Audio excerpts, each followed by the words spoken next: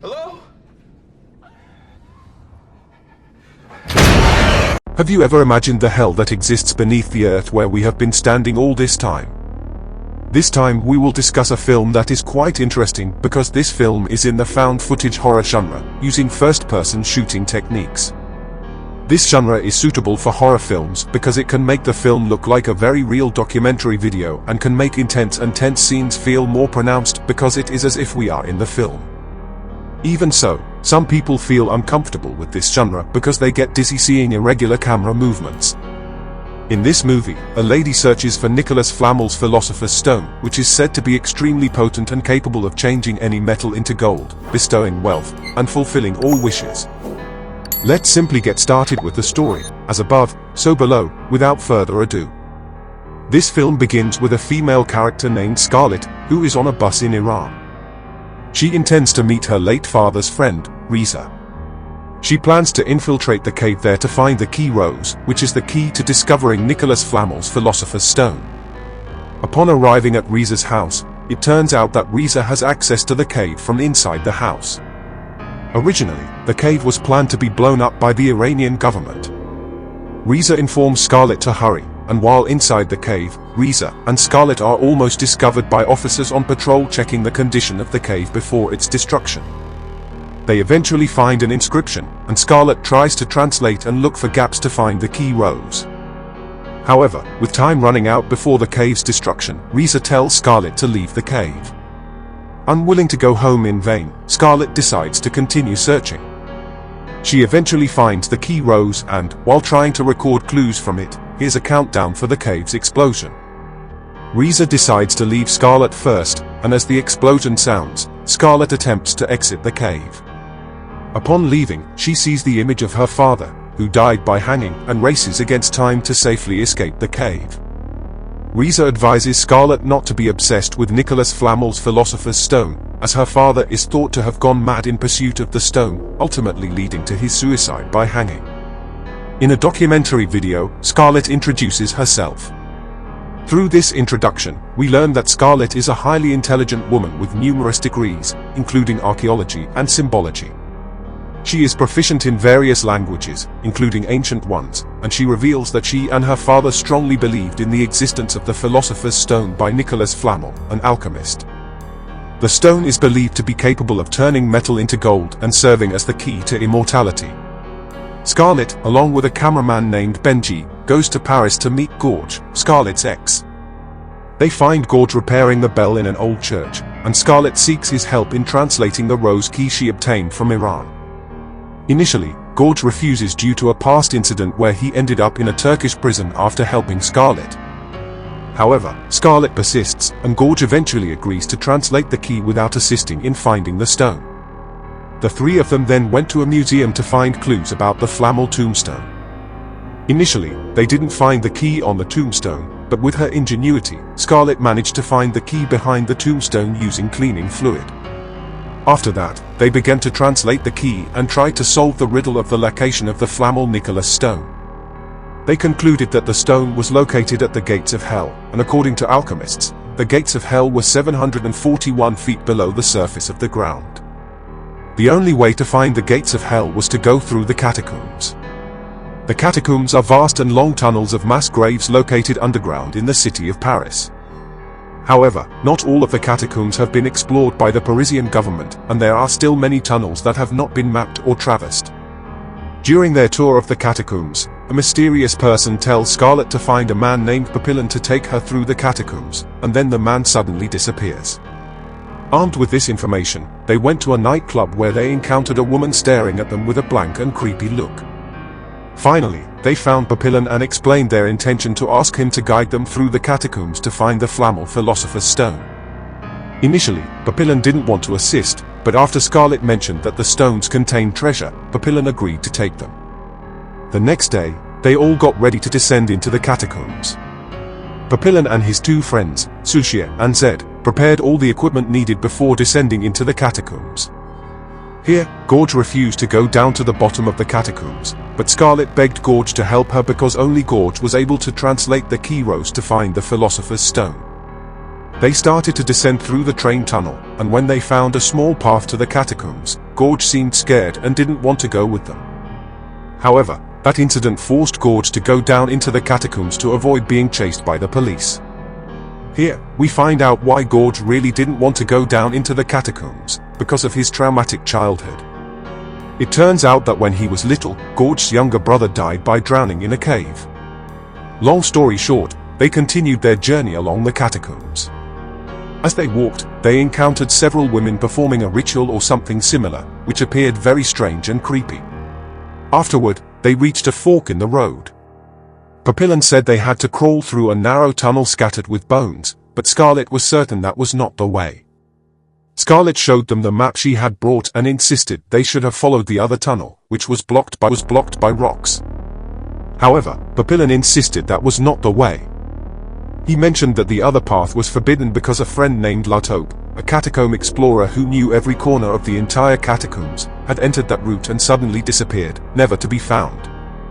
Finally, they agreed to follow the path chosen by Papillon because he clearly knew the catacomb route better. They started to crawl one by one, but when it was Benji's turn to crawl, he got squeezed between the repeating bones. He panicked, and his panic increased when the woman who had been performing the ritual sang louder. Why are they singing? Why are they singing this fucking song? Just tell them to shut the fuck up! With help from the others. Finally, Benji managed to extricate himself from the crushing bones, but the path collapsed suddenly. To their surprise, however, they realized they were back at the same intersection as before. This led to an argument among them, and Papillon didn't understand what was truly happening. In the end, they were forced to take the path that was said to be forbidden and covered in stones. As they entered, the atmosphere suddenly became tense, and something felt strange in the tunnel. They continued walking and found a sign that Papillon usually made. However, Papillon was surprised because he had never been through this tunnel before. The next surprising discovery was when they found a piano, which turned out to be Gorge's piano from when he was little. Gorge and his younger brother used to play the piano together. They were confused and surprised as to why the piano was there. And apparently, the strangeness didn't stop there. A few moments later, there was a telephone ringing from a distance, even though Papillon had mentioned that this tunnel used to belong to a telephone company. It seemed highly unlikely that there would still be a working telephone. Scarlet managed to locate where the telephone voice was coming from, and when she found the phone, she attempted to answer it. However, when she picked up the phone, something unexpected happened. Hello? Why would you talk to me, Scarlet? Scarlet, hang up. It wasn't clear who was on the other end, and suddenly, someone approached them. It turned out to be La Taupe, the person Papillon had mentioned earlier, who had disappeared several years ago. They were surprised to find him still in the tunnel. La Taupe showed them the way out of the tunnel, which unexpectedly led downward. One by one, they descended using a tool, but Benji, being unused to it, almost fell. Fortunately, he was saved because he was connected to Gorge, but he sustained serious hand injuries due to the rope's friction. After tending to Benji's hand, they continued walking until they encountered a tunnel flooded with water. Suddenly, something strange happened, and they also saw the apparition of Gorge's deceased sister.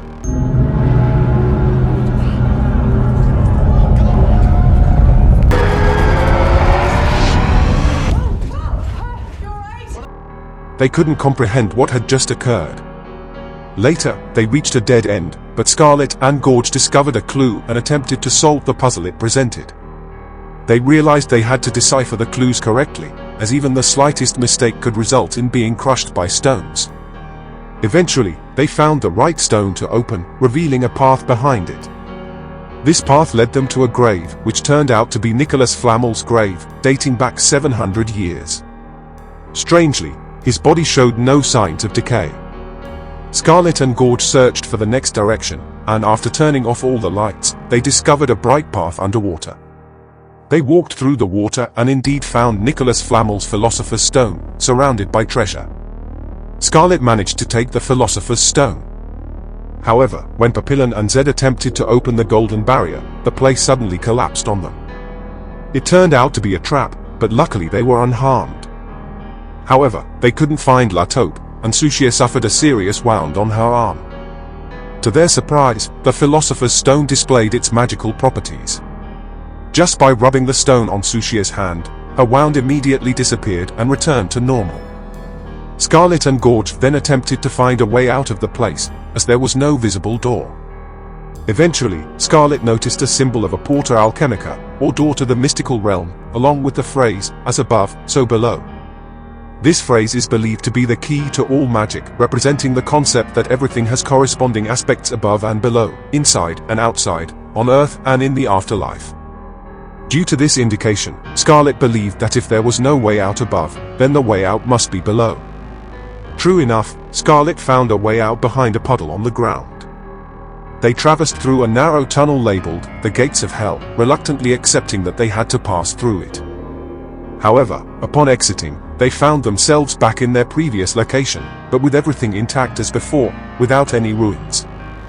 Another strange occurrence was the disappearance of the tunnel door they had passed through earlier. Retracing their steps through the water, they returned to Nicholas Flamel's grave. To their surprise, La Taupe was already there, despite their earlier assumption that he had perished in the rubble.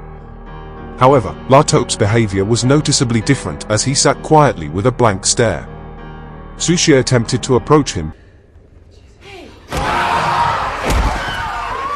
but tragically died instantly after being attacked by La Taupe, who then vanished. Papillon was distraught witnessing this incident and pleaded with Scarlet to use the Philosopher's Stone to bring Sushia back to life. Unfortunately, the stone couldn't revive the dead. Despite this, they knew they had to continue searching for a way out of that place. They continued walking, and Scarlet noticed the shadow of the rope her father had used to hang himself. Despite the eerie sight, they proceeded down the tunnel with the rope. However, when Benji was about to descend, he sensed someone following him. Out of curiosity, he grabbed the camera and looked around, and suddenly,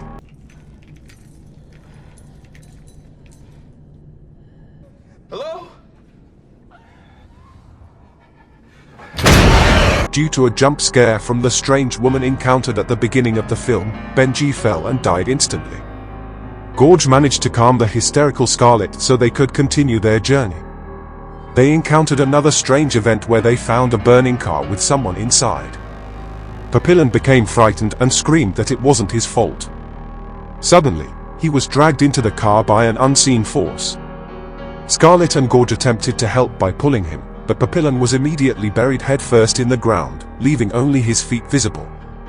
With only Scarlet, Gorge, and Zed remaining, they heard a strange sound in the distance. When they tried to locate its source, they encountered a figure of a large, tall creature wearing a black robe. They quickly hid. As they cautiously moved back, they saw a figure sitting quietly in a chair. They tried to pass by carefully, but the figure suddenly looked back at them.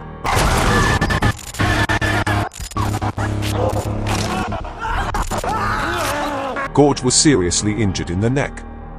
Scarlet attempted to treat his injury with the Philosopher's Stone, but once again, the stone didn't work.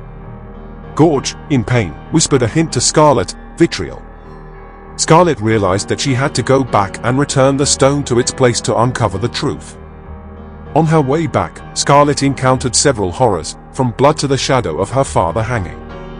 Despite these terrifying experiences, she pressed on until she reached the location of the stone.